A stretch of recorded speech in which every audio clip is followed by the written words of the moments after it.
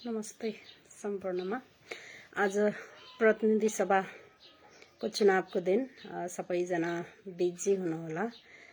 म पनि उतातिर लाग्ने तर्खरमा छु। तपाईहरुले मलाई चिन्नु नै भएको छ। म सुन्दरी खुलिमुली, ओरिजिनली म भक्तपुरबाट, अनि म प्रोफेसनले म टिचर हुँ। केही समयदेखि म यता डिजिटल बिजनेसमा पनि आफ्नो फुर्सदको समयलाई युटिलाइज गर्दै आइरहेकी छु। आज म दोस्रो दिन फेरि लाइभमा आइपुगिसकेकी छु।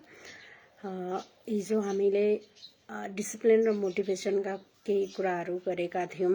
आज चाहिँ फेरि अर्कै छुट्टै टपिकमा म तपाईहरुको सामु आइसकेकी छु।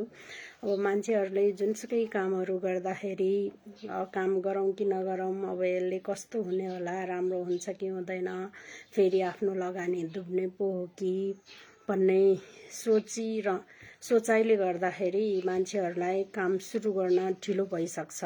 त्यही भएर जो मान्छेहरूले चाहिँ एक्सन लिन्छन्, अर्थात् जे भए पनि अब गरी हेरौं, यसमा बुझी हेरौं, गरेपछि थाहा हुन्छ भन्ने कुराहरू गर्नुहुन्छ, उहाँहरूले सफलता हासिल गरिसक्नु भएको हुन्छ। अब जो चाहिँ अब के हुने हो, यसमा कस्तो होला, अब समय नै ठीक समय नै आएको छैन, अर्थात् अब यसमा काम गर्नलाई अब पैसा पनि जुटेको छैन। अब जुन बेला ती सबै जुट्छन् त्यो बेलामा सुरु गरौँला भनेर बस्दाखेरि मान्छेहरूले चाहिँ सक्सेस अर्थात् सफलता पाउन एकदमै ढिलो भइसकेको हुन्छ। यदि केही काम गर्दाखेरि असफल भयो भने अर्थात् मान्छेले मलाई के भन्ला, अब यसमा राम्रो भएन भने फेरि केही पो हुने हो कि भनेर जति मान्छेहरू सोच्छन्, यो धेरै सोच्नु भनेको पनि मान्छेमा डर उत्पन्न हुनु हो। अब जो मान्छे हेर्नुस् त जति धेरै मनमा कुरा खेलाएर बस्छन्, अर्थात् धेरै कुराहरू सोच्छन्, उनीहरूलाई चाहिँ एकदमै गाह्रो हुँदै जान्छ। अब जो मान्छेले चाहिँ होस् जस्तोसुकै होस्, म चाहिँ यो काम गरेरै छोड्छु भनेर अघि बढ्छन्, उहाँहरूले एकदम छिटो सफलता पाइसकेको हुन्छ। हुन त अलि डाउट भएका कुराहरूमा अलि एक स्टेप ब्याक आउनु पनि राम्रै हो।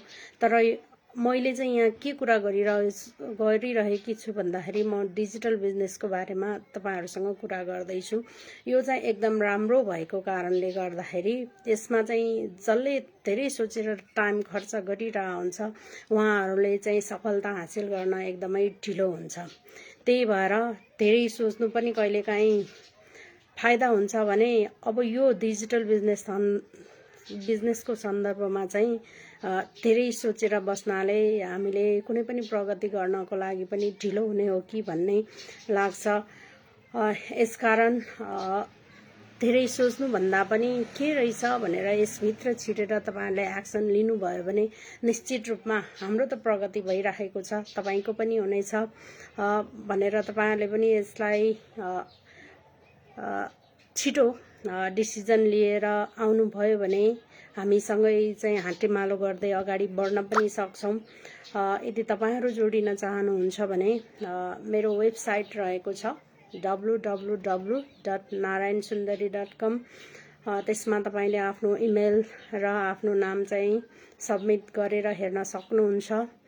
आजको दिन हुन त सबैजना बिजी नै हुनुहोला, तैपनि जो जहाँबाट मलाई हेर्नु भएको छ, मलाई चाहिँ कमेन्टहरू गर्नु भएको छ, उहाँहरू सम्पूर्णमा